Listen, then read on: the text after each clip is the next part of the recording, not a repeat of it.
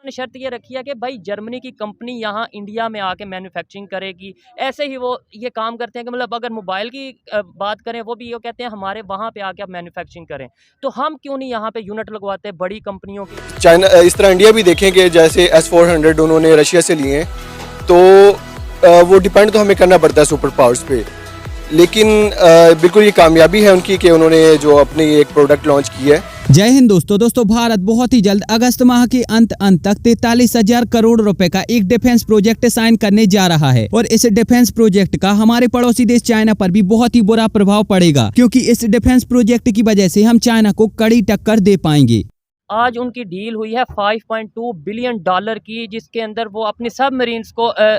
Germany के साथ उनकी डील हुई है, जो कि बहुत बड़ी चीज़ है। वो भी कार इंपोर्ट रहे हैं, लेकिन उन्होंने शर्त ये रखी है कि भाई जर्मनी की कंपनी यहाँ इंडिया में आके मैन्युफैक्चरिंग करेगी। ऐसे ही वो ये काम करते हैं कि मतलब अगर मोबाइल की बात करें, वो भी ये कहते हैं हमारे वहाँ पे आके आप मैन्युफैक्चरिंग करें। तो हम क्यों नहीं यहाँ पे यूनिट लगवाते हैं बड़ी कंपनियों के। अगर हम एप्पल की बात करें, दूसरे बड़े मल्टीनेशनल कंपनीज की बात करें,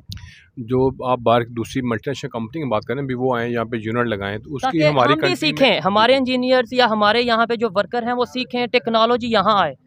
उसकी बेसिक सबसे बड़ी जो रीज़न है ना, हमारी यहाँ पे कंट्री में जो हमारे अदारे हैं ना, वो प्रॉपर डेवलप नहीं है। अब दरअसल भारत अपने डिफेंस में 6 और नई पनडुब्बियों को जोड़ना चाहता है और इसलिए जर्मनी ने इन 6 नई पनडुब्बियों को बनाने की बोली लगाने के लिए भारत के साथ एक MOU साइन किया है और इस MOU की वजह से जर्मनी को इस प्रोजेक्ट में बोली लगाने का मौका दिया जाएगा। अब अगर ये प्रोजेक्ट जर्मनी को मिल जाता है तो जर्मनी की DKM और भारत की माझागाव डॉक लिमिटेड यानी कि MDL के बीच में एक डील साइन होगी और इस डील के दौरान दोनों कंपनियां मिलकर अपनी टेक्नोलॉजी का उपयोग करके इन पारंपरिक पनडुब्बियों का निर्माण करेंगी। ये दोनों ही कंपनियां अपनी अपनी देश की नेवी के लिए अलग अलग सामान बनाती हैं, जिसमें अगर हम जर्मनी के DKM की बात करें तो ये अपने देश की नेवी के लिए पनडुब्बी और जहाज वगैरह और कई और अन्य चीजें बनाती है, और अगर हम भारत की MDL की बात करें तो ये भारत की नेवी के लिए जहाज वगैरह और कई और अन्य चीजें बनाती है। इस प्रोजेक्ट की जो आखिरी बोली है वो 1 अगस्त 2023 को लगाई जाएगी और इसके बाद ये फैसला हो जाएगा कि आखिरकार ये जो प्रोजेक्ट है वो किस देश के साथ साइन किया जाएगा। हाल ही में जर्मनी के रक्षा मंत्री भी भारत के दौरे पर थे और इसी दौरे के दौरान दोनों देशों के रक्षा मंत्री के बीच में इस प्रोजेक्ट पर भी बातचीत की गई थी और इससे पहले भी जर्मनी के रक्षा मंत्री और भारत के रक्षा मंत्री के बीच में एक वीडियो कॉन्फ्रेंसिंग के थ्रू इस मुद्दे पर बातचीत की गई थी। अब चलिए यहाँ पर हम थोड़ा सा ये जान लेते हैं कि आखिरकार भारतीय नौसेना को इन 6 नई पनडुब्बियों की जरूरत क्यों पड़ गई। तो देखो, फिलहाल भारतीय नौसेना के पास टोटल 16 पनडुब्बियां हैं, जिनमें से 15 पारंपरिक पनडुब्बियां हैं और एक पनडुब्बी परमाणु ऊर्जा वाली पनडुब्बी है। और जो हमारी 15 पारंपरिक पनडुब्बियां हैं वो बहुत ही ज्यादा पुरानी हो चुकी हैं और अगर हम उनकी टेक्नोलॉजी की बात करें तो वो भी आज के मुकाबले बहुत ही ज्यादा पुरानी हैं। तो ऐसे में भारतीय नौसेना को 6 नई पनडुब्बियों की जरूरत है। ये पनडुब्बियां हाईली एडवांस टेक्नोलॉजी से लैस होंगी और बहुत ही ज्यादा एडवांस होगी और भारत सरकार ने भी ये लक्ष्य बना लिया है कि 2027 तक हम अपनी पनडुब्बियों की संख्या 16 से बढ़ाकर 22 कर देंगे। यह प्रोजेक्ट तकरीबन 43,000 करोड़ रुपए का है और इस प्रोजेक्ट को पाने के लिए अलग अलग देशों की कंपनियां दिन रात मेहनत कर रही हैं। इन देशों की लिस्ट में जर्मनी की TKM, स्पेन की नाबाटिया और साउथ कोरिया की दाइबू कंपनी सम्मिलित है। अब भाई यहाँ पर मैं ये चाहता हूँ कि चाहे ये प्रोजेक्ट किसी भी देश को मिल जाए, जर्मनी को मिल जाए या फिर स्पेन को मिल जाए, लेकिन साउथ कोरिया को ये प्रोजेक्ट कभी भी नहीं मिलना चाहिए और इसके कई बड़े बड़े कारण हैं। सबसे बड़ा कारण तो ये है कि इस देश के लोग इतने ज्यादा नीच कैटेगरी के इंसान हैं जितना कि आप सोच भी नहीं सकते। इस देश के लोग बेमतलब में ही भारतीयों से नफरत करते हैं। इनके लिए भारत का मतलब होता है एक गरीब, नाकारा, नालायक और रेपिस्ट कंट्री। इस देश के लोगों से अगर आप भारत के बारे में कुछ पूछोगे तो वो केवल और केवल यही कहेंगे कि भारत एक ऐसा गरीब देश है जहां पर लोगों के लिए खाने के लिए नहीं है और जहां के लोग 24 घंटे लड़कियों के साथ रेप ही करते रहते हैं। साउथ कोरिया की जो सैमसंग, हुंडई, LG और किया जैसी बड़ी बड़ी कंपनियां हैं वो भारत से करोड़ों अरबों छाप के अपने देश में ले जाती हैं। वहीं अगर हम भारतीय कंपनियों की वहां पर बात करें तो वहां के लोग भारतीय कंपनियों का 1 रुपए का भी सामान नहीं खरीदते और भारतीय कंपनियों को बहुत ही गंदी नजरों से देखते हैं। महिंद्रा जैसी बड़ी बड़ी दिग्गज कंपनियों को इनकी वजह से करोड़ों अरबों रुपए का घाटा लग चुका है। खैर, ये सारी बातें तो व्यापार की हैं और अगर हम इन सारी बातों को साइड में रखें तो इसकी वजह से तो भारत सरकार को करोड़ों अरबों रुपए का घाटा होता ही है। लेकिन अगर हम साउथ कोरिया के लोगों की मेंटेलिटी के बारे में जाने तो वो भी भारतीयों को लेकर बहुत ही ज्यादा खराब है। अब मैं ये बात नहीं जानता कि आखिरकार भारतीय लोगों ने इनका क्या बिगाड़ा है, लेकिन साउथ कोरिया के लोग भारतीयों से इतनी ज्यादा नफरत करते हैं जिसकी कोई हद नहीं है।